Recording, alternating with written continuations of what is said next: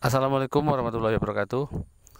Bertemu lagi dengan channel Petani Maju Official. Kali ini saya berada di lokasi tanaman semangka campur melon punya saya.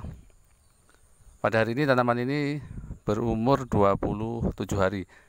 Jadi selisih 1 minggu dengan melon yang 12.000 pohon. Ini ditanam lebih dulu 1 minggu sebelumnya. Kita lihat lebih dekat, kondisinya seperti ini.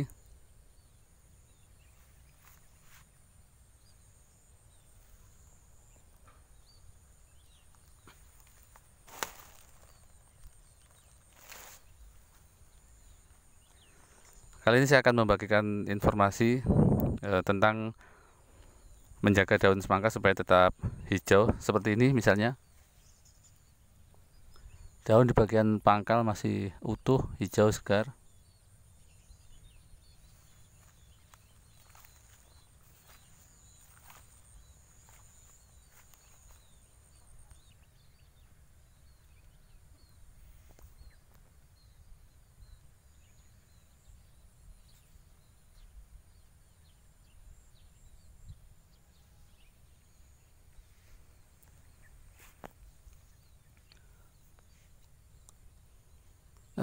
Mungkin sahabat-sahabat petani maju ada yang pernah mengalami tanaman semangka sudah dilakukan pengobatan fungisida secara rutin, kemudian di bagian pangkal ini fungisida sudah cukup banyak, namun kenapa terkadang bercak kuning masih saja datang, padahal fungisida tidak pernah telat, namun kenapa masih kuning?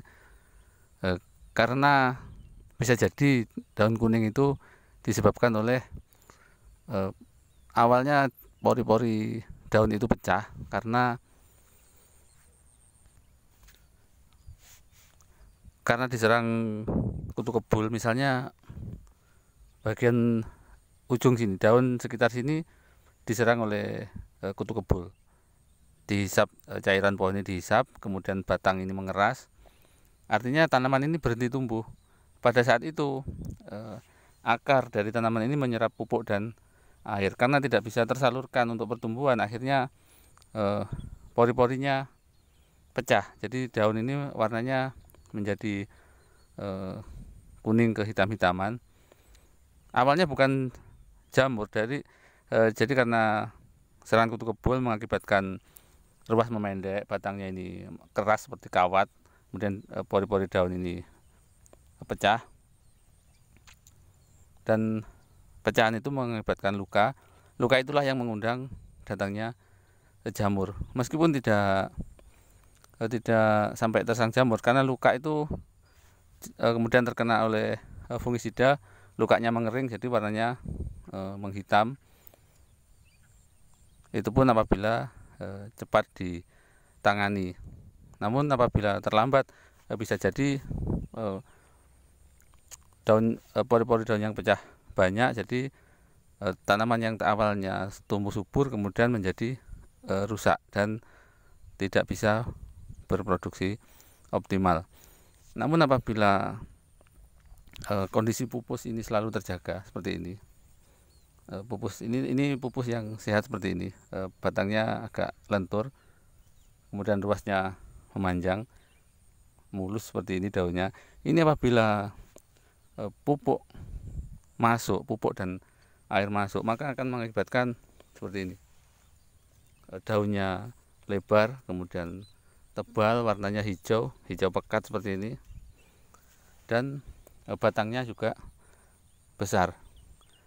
Jadi tidak cukup kalau misalnya hanya mengandalkan atau hanya menonjolkan fungisida, karena mungkin tanaman ini sudah kelihatannya sudah bagus pertumbuhannya, fungisida saja yang dikuatin, diperbanyak misalnya, tidak bisa, harus dipantau juga kondisi pupus. Karena kalau pupusnya bermasalah, berhenti, dikasih fungisida yang banyak juga percuma, nanti tetap akan kuning karena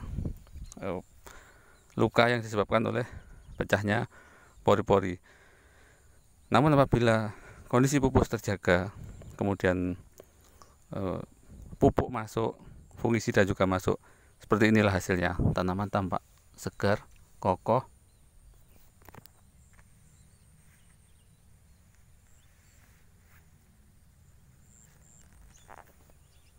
Dan untuk tanaman yang seperti ini maka sangat besar kemungkinan buahnya juga nanti akan kualitasnya super, ukurannya besar, bahkan dibuahkan 2 bisa mencapai super.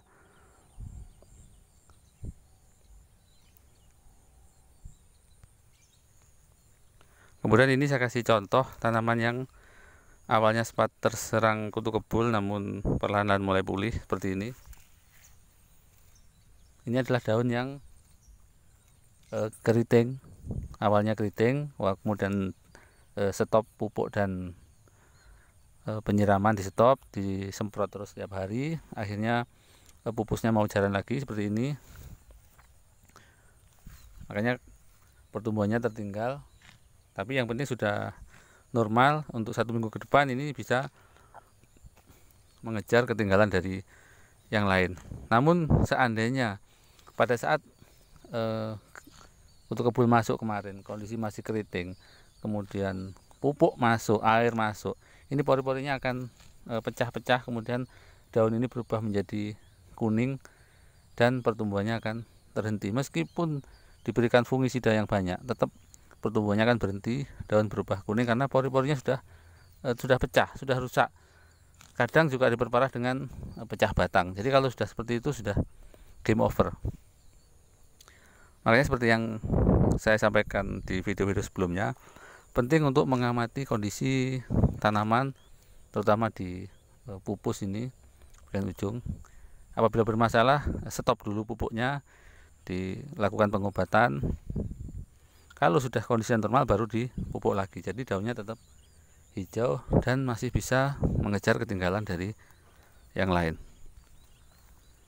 Baiklah sahabat petani maju dimanapun Anda berada, jika informasi ini berguna untuk Anda, silahkan subscribe, like, share, dan komen. Karena dengan subscribe Anda akan mendapatkan informasi terbaru dari tanaman ini dari hari ke hari sampai panen, dan juga masih banyak lagi informasi yang bisa Anda dapatkan seputar budidaya tanaman melon dan semangka. Dan juga saya ingatkan untuk biasakanlah menonton video sampai selesai, karena apabila hanya sepenggal-sepenggal, saya khawatirnya Anda nanti gagal paham atau salah paham yang akan berakibat pada kondisi tanaman Anda saat menirukan mungkin cara-cara dan obat-obatan yang saya gunakan. Baiklah, terima kasih atas perhatiannya. Mudah-mudahan videonya bermanfaat. Wassalamualaikum warahmatullahi wabarakatuh.